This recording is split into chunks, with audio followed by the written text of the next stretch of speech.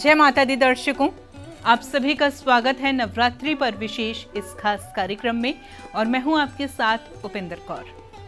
दर्शकों, नवरात्रि का छठा दिवस समर्पित है मां कात्यायनी को। तो किस तरह से आप मां की विशेष कृपा अपने जीवन में प्राप्त कर सकते हैं, कैसे अपने जीवन को खुशियों से भर सकते हैं मां की कृपा प्राप्त करके, आज इस कार्यक्रम के माध्यम से हम आपको यही बताएंगे किस तरह से उचित पूजन विधि है जो मां को प्रसन्न करने में आपके सहायक साबित होगी और क्या शुभ मुहूर्त है। इन सभी जानकारियों को हम प्राप्त करेंगे, लेकिन उससे पहले हम सबसे पहले ये जानते हैं कि मां का दिव्य स्वरूप कैसा है। नवरात्र के छठे दिवस मां कात्यायनी की पूजा का विधान है।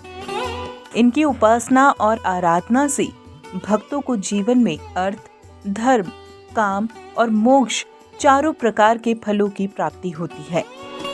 पौराणिक कथाओं के अनुसार महर्षि कात्यायन ने साधना के फल में देवी को पुत्री रूप में प्राप्त किया, जिस कारण ही देवी कात्यायनी कहलाई। कहते हैं जिस पर भी माँ की कृपा बरस जाए उसके समस्त कार्य सिद्ध हो जाते हैं। माँ कात्यायनी अमोघ फलदायिनी है। तभी तो किंवदंतियों के अनुसार ब्रज की गोपियों ने भी श्री कृष्ण को पति रूप में प्राप्त करने हेतु माँ की उपासना की थी। माँ के स्वरूप की यदि हम बात करें तो माँ का स्वरूप अत्यंत भव्य और दिव्य है, जिनका शरीर स्वर्ण के समान चमकीला है। माँ की चार भुजाएं हैं, जहाँ दाईं तरफ का ऊपर वाला हाथ अभय मुद्रा में है तथा नीचे वाला हाथ वर मुद्रा में है। माँ के बाईं तरफ के ऊपर वाले हाथ में तलवार है तो नीचे वाले हाथ में कमल का फूल सुशोभित है, जिनका वाहन सिंह है। तो अभी तक आपने माँ के दिव्य स्वरूप के बारे में जाना और समझा, तो आइए अब बिना देरी किए आपको बताते हैं कि किस तरह से आप पूजन विधि के माध्यम से माँ को प्रसन्न कर सकते हैं और शुभ मुहूर्त क्या रहेगा, और ये जानकारी हमें प्रदान करेंगे आचार्य श्रीकांत पांडे जी। नमस्कार दर्शकों, मैं आचार्य पंडित श्रीकांत पांडे आप सबके मध्य पुनः उपस्थित हूँ। आज हम सब बात करेंगे षष्ठम दिवस माँ भगवती कात्यायनी के स्वरूप का पूजन, क्योंकि छठे दिन की माँ भगवती का जो स्वरूप है वो कात्यायनी स्वरूप माँ भगवती का स्वरूप माना जाता है। इन्हीं की पूजा होती है। तो कात्यायनी माँ की पूजा कैसे करेंगे, क्या विधि है और क्या लाभ है और कैसा किस लिए करना चाहिए माँ भगवती की पूजा। तो बात करते हैं माँ भगवती कात्यायनी, इनका नाम क्यों पड़ा। तो इनका प्रागट्य कात्यायन ऋषि के आश्रम में होने के कारण इनका नाम कात्यायनी पड़ा।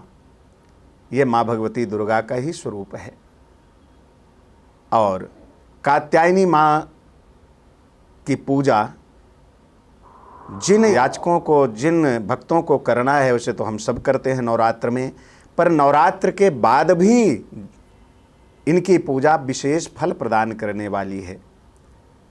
उन जातकों के लिए जिनके जीवन में दाम्पत्य जीवन को लेकर के किसी भी प्रकार की समस्या है, जैसे जिन कन्याओं का विवाह नहीं होता या बालकों का भी विवाह नहीं हो रहा है, विवाह में किसी भी प्रकार की बाधा जो है उसको दूर करने के लिए माँ भगवती कात्यायनी की पूजा करनी चाहिए।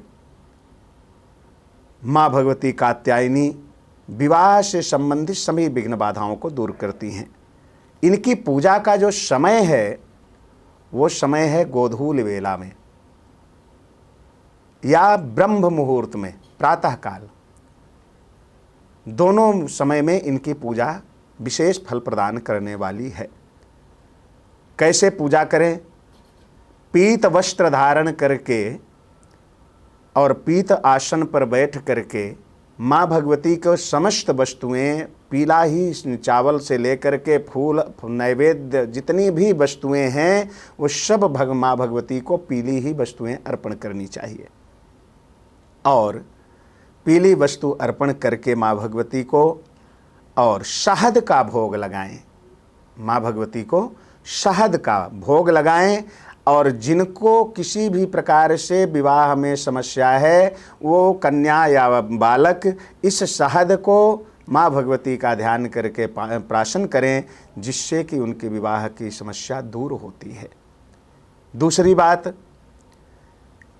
ये कोई सामान्य देवी नहीं है। माँ भगवती कात्यायनी की पूजा तो गोपियों ने भी की थी भगवान कृष्ण को प्राप्त करने के लिए। गोपियाँ नित्य जाती थीं इसी शरद नवरात्र में और भगवती कात्यायनी की पूजा करती थी। इसलिए माँ भगवती कात्यायनी की पूजा करें। पूजा का मंत्र क्या है? अगर आप मंत्र का जाप सभी कर सकते हैं तो वो मंत्र है कात्यायनी महामाये महायोगेन्निधीश्वरी नंद गोप सुतम देवीं पतिम में कुरुते नमः। ये मंत्र है। इसका 11 माला मंत्र संध्या गोधूल के समय जो भी याचक जप करते हैं उनके विवाह की समस्त बाधाएं दूर होती हैं। इसके अलावा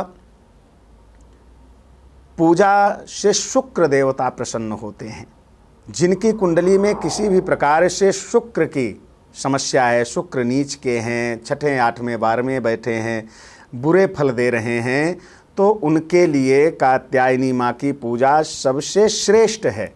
और उन जातकों को माँ की पूजा करने के बाद कन्या को या ब्राह्मण को दही और दूध या शक्कर या सफ़ेद वस्त्र का दान करना अति लाभदायक होगा। तो इस प्रकार से वो पूजा करें।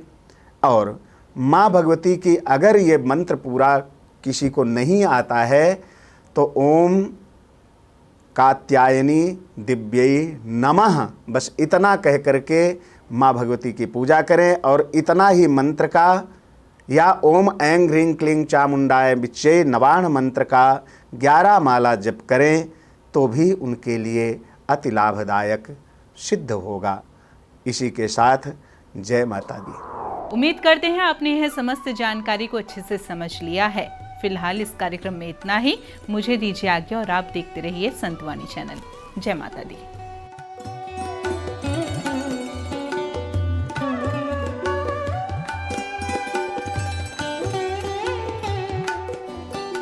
आप हमारे संतवाणी चैनल को सब्सक्राइब करें, वीडियो को लाइक करें, शेयर करें और हाँ, बेल आइकन पर क्लिक करना बिल्कुल ना भूलें ताकि हमारी किसी भी वीडियो की सूचना सबसे पहले आपको मिले।